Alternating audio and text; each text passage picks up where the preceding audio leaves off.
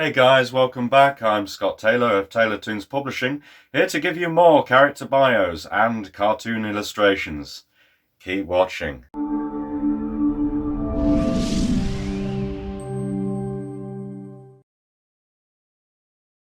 Okay, well, what we got lined up for you today?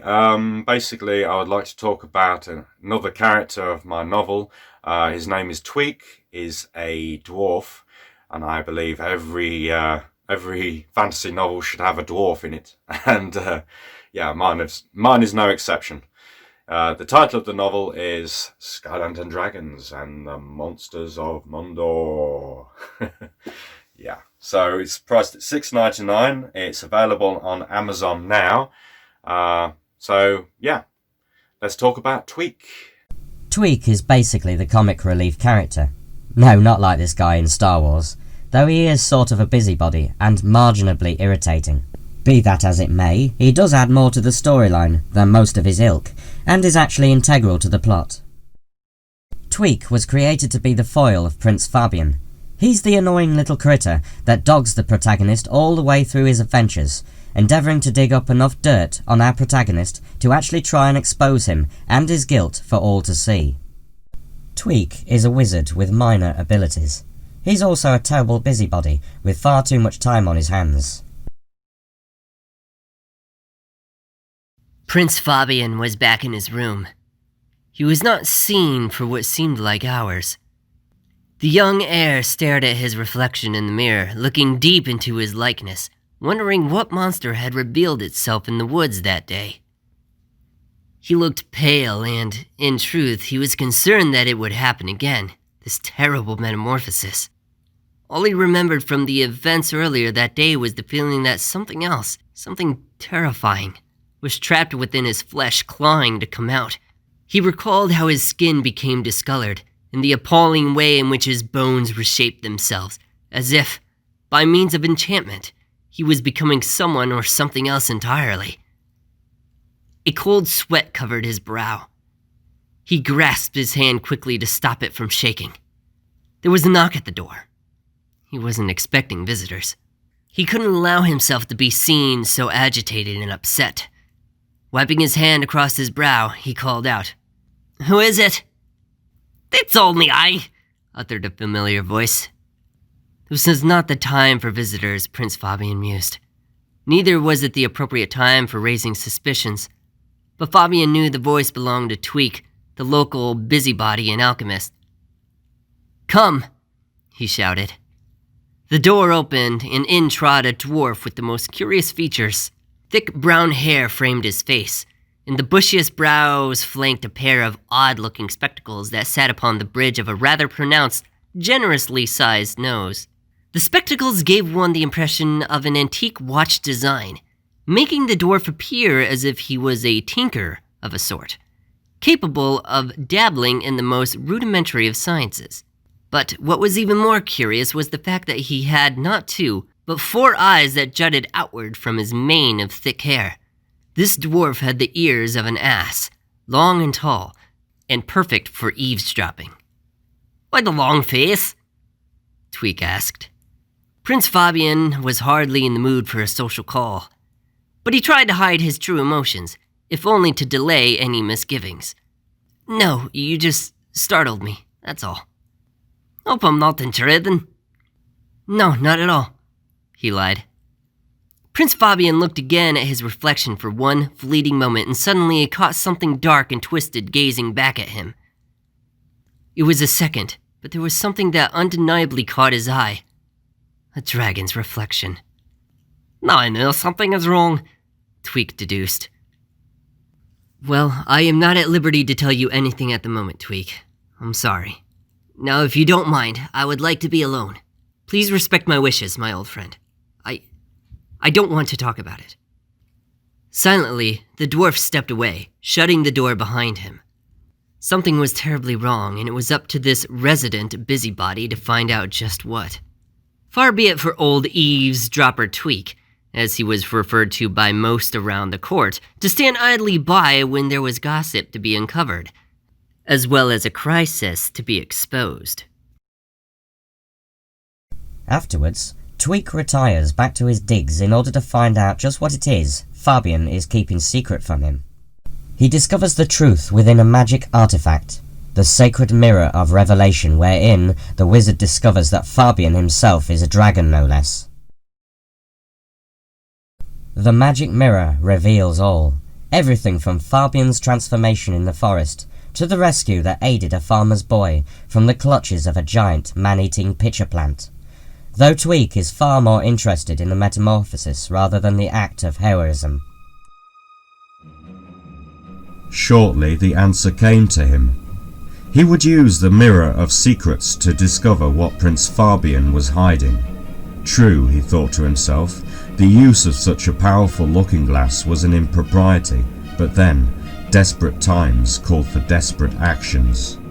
Uncovering his mirror, Tweak began to whisper a short mantra before his reflection. Soon the manifestation of his likeness changed, to be replaced by the image of trees. There was a child who had been snared by a carnivorous plant. Fear was evident on the boy's face as the vines coiled around his legs. Tweak witnessed as Prince Fabian entered the fray, getting captured as well. A look of surprise came over Tweak's face. What transpired brought a whole new dimension to the horror.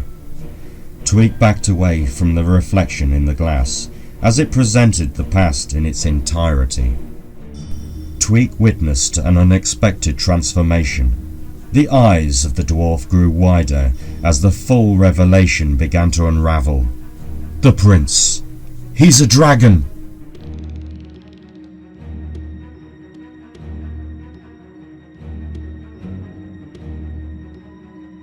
Tweak sat on the floor, staring at the magic mirror. He had seen the vision too.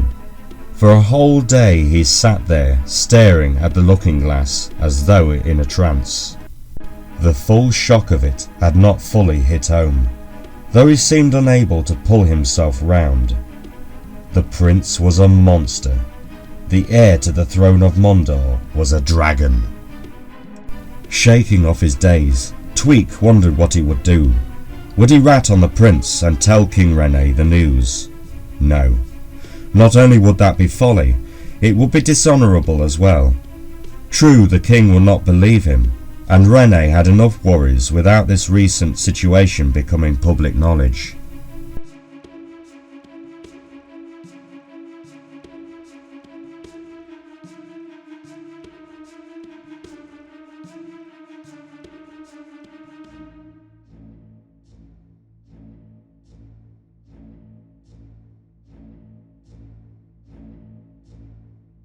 When the Viper Masters, with the aid of their shape-shifting ally, kidnap the ambassador Tor, Tweak suspects that Fabian, or rather his dragon alter ego, is responsible. The shapeshifter succeeds in not only masquerading as the dragon Tolan, but making everyone who was present believe that it was Fabian himself who stole the ambassador away.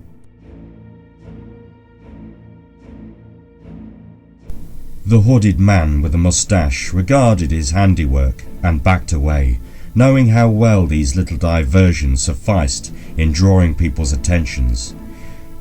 He stood in the sidelines for a second and grinned wickedly. All was going to plan. Shape-shifting his appearance, he took on the form of his true persona as the Viper Master trickster Teipan.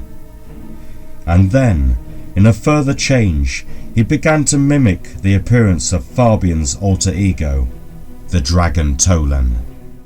Teipan, masquerading as the great red dragon, beat his huge webbed wings, raising himself high over the pandemonium.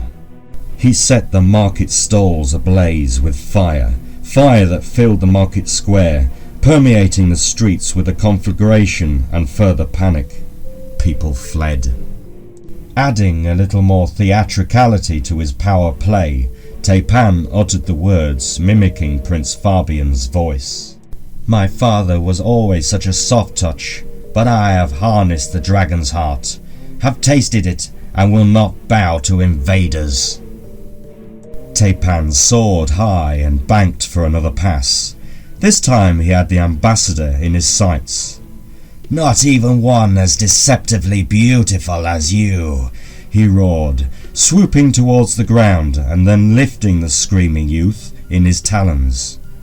The royal guards, who had only just arrived on the scene, fired their arrows at the sky, but the dragon was far too fast for them and was gone, leaving the bowman out of range.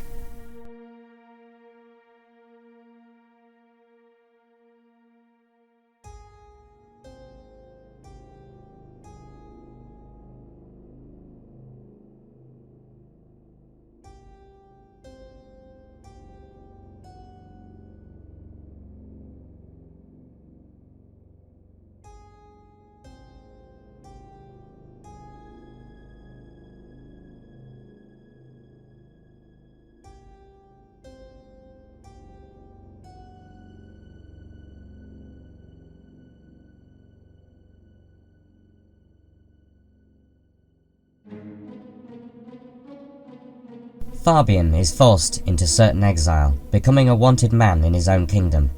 He goes out in search for the truth, evading capture, and searches tirelessly for his love.